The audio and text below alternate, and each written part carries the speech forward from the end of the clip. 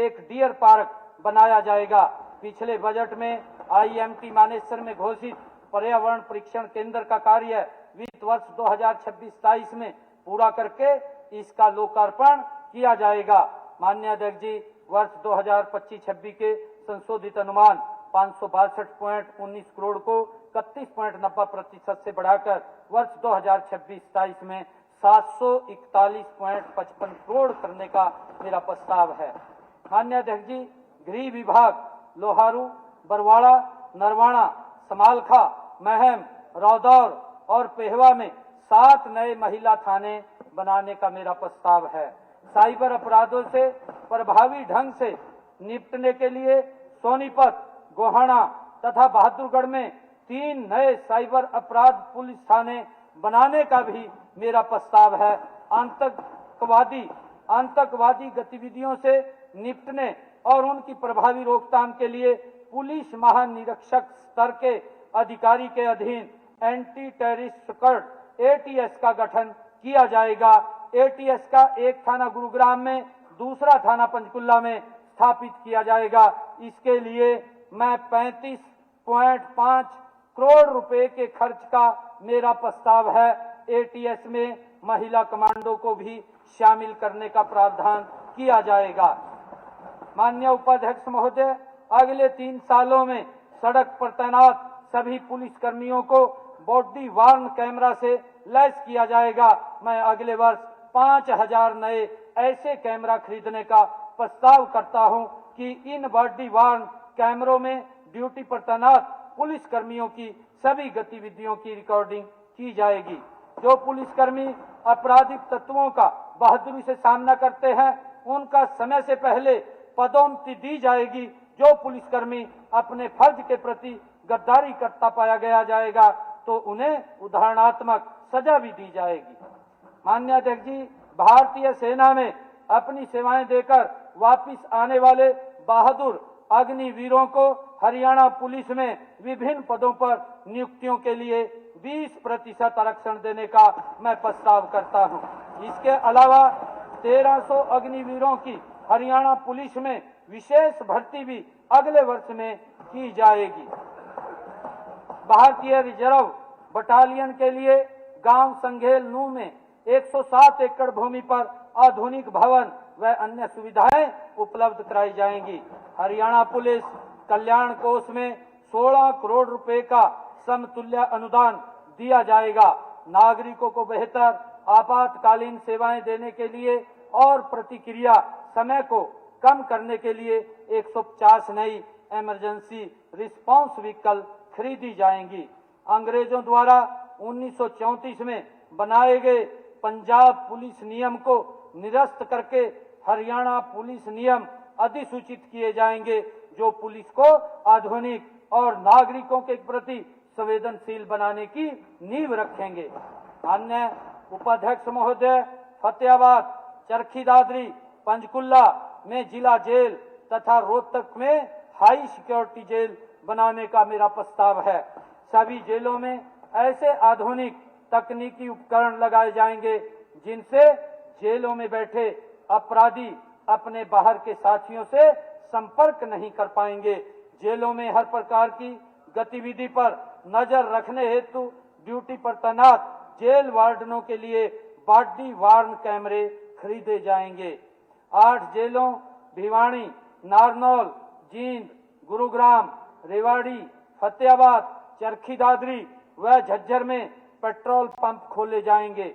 माननीय उपाध्यक्ष महोदय, वर्ष 2025-26 के संशोधित अनुमान 7904.99 करोड़ को 7.21% से बढ़ाकर 26-27 में 8475.01 करोड़ करने का मेरा प्रस्ताव है। माननीय उपाध्यक्ष महोदय, राजस्व विभाग वित्तीय वर्ष 2025-26 में विभाग के लिए 16,555 करोड़ का राजस्व लक्ष्य निर्धारित किया गया था। 25 फरवरी 2026 तक 13,491 करोड़ रुपए खजाने में प्राप्त हो चुके हैं, जो कि लक्ष्य का 81.5% है। अब मैं विभाग के 2026-27 के मुख्य प्रस्तावों पर आता हूं। स्वामित्व योजना के तहत सभी गांवों के पूरे और स्पष्ट भूमि रिकॉर्ड तैयार करके ग्रामीणों को उपलब्ध कराए जाएंगे। विकास कार्यों के लिए भूमि की बढ़ती मांग को पूरा करने के लिए 1000 करोड़ रुपए के प्रारंभिक आवंटन से एक समर्पित भूमि बैंक, लैंड बैंक बनाया जाएगा।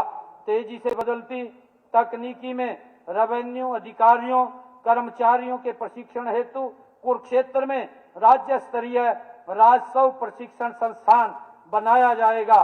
राजस्व न्यायालयों में मामलों के निपटान एवं उनकी निगरानी की प्रक्रिया को सुविधा व्यवस्थित करने के लिए एक IT सक्षम, कागज सहित रहित राजस्व न्यायालय केस प्रबंधन प्रणाली लागू की जाएगी। इंतकाल मंजूर करने की प्रक्रिया को पूरी तरह स्वचालित बनाया जाएगा। माननीय उपाध्यक्ष महोदय, 100 करोड़ रुपए की लागत से एक राज्य स्तरीय अत्याधुनिक डाटा सेंटर की भी स्थापना की जाएगी। एक नई स्वचालित स्टाम्प शेयर ट्रांसफर प्रणाली से शहरी निकायों और पंचायतों को उनका 2% स्टाम्प शुल्क सीधे खातों में दिया जाएगा। सभी शहरी क्षेत्रों के कैडस्ट्रल नक्शों को अपडेट किया जाएगा। राज्य की आपदा तैयारी को नई मजबूती देने के लिए मैं हरियाणा राज्य आपदा मोचन बल के गठन का प्रस्ताव करता हूं।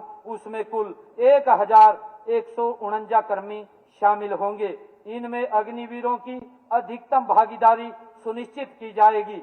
अग्नि सुरक्षा को और सुदृढ़ बनाने के लिए विभाग द्वारा फायर सेफ्टी प्रमाण पत्र जारी करने एवं उसके नवीनीकरण की प्रक्रिया को सरल बनाया जाएगा। जिला गुरुग्राम में 2 तथा फरीदाबाद, पंचकुला, अंबाला, सोनीपत, पानीपत, रेवाड़ी, पलवल तथा नूंह में एक नया फायर स्टेशन स्थापित किया जाएगा। वर्ष 2027-28 के अंत तक फरीदाबाद और पलवल को बाढ़ मुक्त करने के लिए एक तकनीक आधारित योजना लागू की जाएगी। संपत्ति के लेन देन में पारदर्शिता और कानून सुरक्षा बढ़ाने के लिए एग्रीमेंट टू सेल का पंजीकरण अनिवार्य किया जाएगा ताकि धोखाधड़ी और अनावश्यक मुकदमेबाजी कम हो। माननीय उपाध्यक्ष महोदय, वर्ष 2026-27 में मैं विभाग के लिए 19,500 करोड़ का राजस्व लक्ष्य प्रस्तावित करता हूं, जो पिछले वर्ष की तुलना में 17.8% अधिक है। वर्ष 2025-26 के संशोधित अनुमान 2180.88 करोड़ को मैं 84.53% से बढ़ाकर वर्ष 2026-27 में 4024.28 करोड़ करने का मेरा प्रस्ताव है। माननीय उपाध्यक्ष महोदय, खाद्य एवं नागरिक आपूर्ति विभाग के लिए मेरे निम्न प्रस्ताव हैं। वर्तमान में 9408 उचित मूल्य की दुकानों के माध्यम से राशन वितरण किया जा रहा है। वित्त वर्ष 2026-27 में 4000 नई उचित मूल्य की दुकानें खोलने का मेरा प्रस्ताव है। इन दुकानों के आवंटन में महिलाओं को 33% आरक्षण प्रदान किया जाएगा। स्वयं सहायता समूह एवं CM पैक्स को भी इसमें प्राथमिकता दी जाएगी। माननीय उपाध्यक्ष महोदय, इच्छुक दुकानदारों को 5-5 किलोग्राम के पैकेट में जैविक खाद बेचने की छूट दी जाएगी। पूर्व के वर्षों में जो राइस मिलर समय पर भारतीय खाद्य निगम को CMR की पूर्ण डिलीवरी देने में असफल रहे, उनके लिए एक वन टाइम सेटलमेंट योजना लाई जाएगी। माननीय उपाध्यक्ष महोदय, 2026-27 में इस विभाग के लिए 2558.61 करोड़ का मेरा प्रस्ताव है। समाज कल्याण, माननीय